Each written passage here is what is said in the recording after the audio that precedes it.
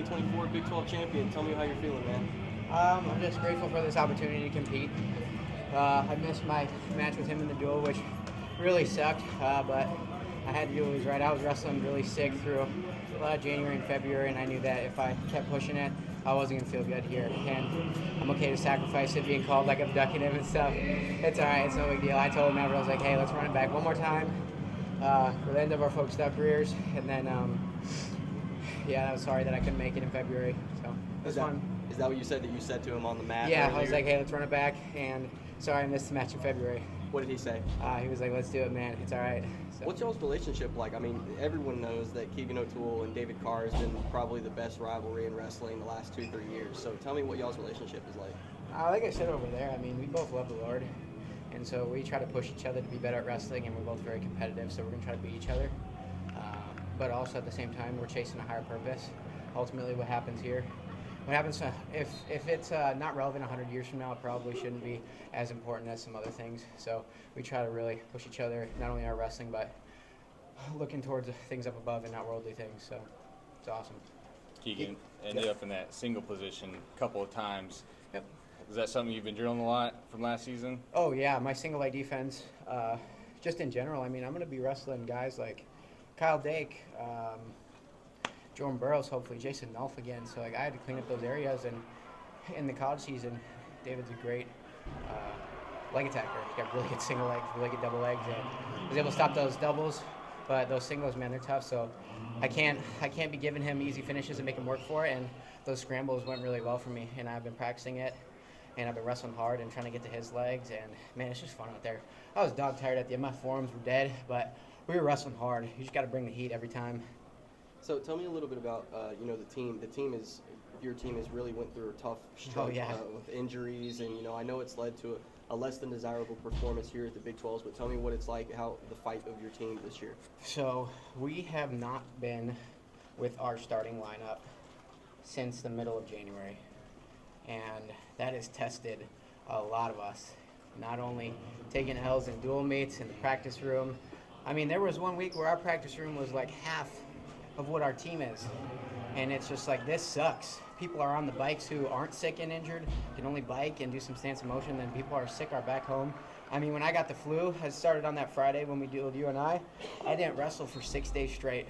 It was awful. So just the fact that we were all able to get back here healthy, like Noah qualified, Logan Geoffrey was probably one of my favorite ones. I mean, this dude about a month and a couple days ago couldn't even sit up out of bed without his girlfriend helping him. And so like, I mean, the fact that he came here and qualified on his own, not even waiting for an at-large. I mean, this dude just pulled up wearing we kept calling him Tom Brady and Kyler Murray wearing those quarterback pads. But he needed them, and he got the job done. So my performance, not nearly as impressive as those guys' performance coming back from those hard injuries. I mean, I was sick, but I didn't have a month off the mat where I couldn't even walk or sit up or let alone get in a wrestling stance. So it's just great to see that, we have our guys, and we're still not 100% healthy. I mean, Noah Certain, Logan Geoffrey, those guys are battling, even a couple more guys. So we got a week and 5 days until the first day national starts. So we're going to optimize our recovery and make the adjustments we need and step out there in Kansas City in our home turf, only 2 hours away from home, just west I-70. It's going to be fun. Keegan, it's 2-2 between you all now. Going into NCAAs, he's going to be coming for you. Oh, yeah. Coming, for a vengeance, right? Yeah. How are you going to prepare for that? I mean, I got to think he's got 2 wins on me, too. He's basically 0-0 right now. So I'm just as much going for him as he is for me. Obviously, I got the last 2. But, he still took that Big 12 title from me, and then he whooped my butt in our home court at the Hearn Center last year. And so I needed it, though. And it's just fun. I mean, I got a lot of really good guys in my weight class. Like, props to my high school teammate, Mitch Messenbrake, for winning a Big Ten title day with a huge comeback win. And so, like, it's just stacked. I mean, it's going to be fun. It's obviously David Carr's a really good wrestler, but we got loads of other wrestlers. You have Julian Ramirez. Oh, yeah. I mean, I battled all those dudes this year. They're all super tough. So. Are you looking forward to the potential of matching up with Messenbrake? Potential. Yeah, we'll see what happens, but, I mean, it's going to be weird. I mean, his dad, John Messenbrake, was my coach growing up and literally someone that I look up to. And now he's going to be he's going to be cheering for his son, obviously. So if we were to wrestle, I wouldn't expect anything less. But it's just like, I wouldn't be where I am without Mitchell and his dad.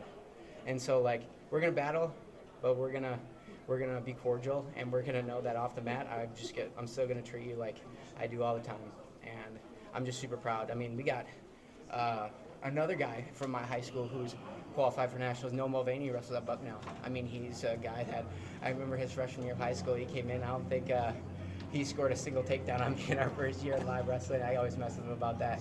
But another guy like that, I want to see him do his best. I'm super proud of him. And so, like, think about 165 pounds has 3 guys from the same high school in the same club.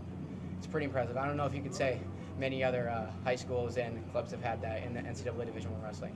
Tell me about, speaking of 165, Isaac Olenek was a guy who entered the conference and really took it by storm, and you've wrestled him twice already. So tell me a little bit about what it's like to wrestle. Oh, excuse me. I wrestled him 4 times. 4 times, good. Yeah, we wrestled in the MAC my freshman year. Yeah, He was at right. NIU, and so I wrestled him in the duel in 2021 in like February or January.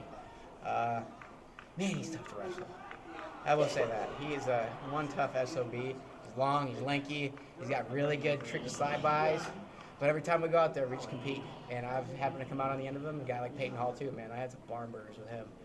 He's not a tough dude. So, I mean, this weight class in this Big 12, man, I looked at it, I was like, this is studly. These are dudes that are really 1 through 4 in the country. Could possibly happen.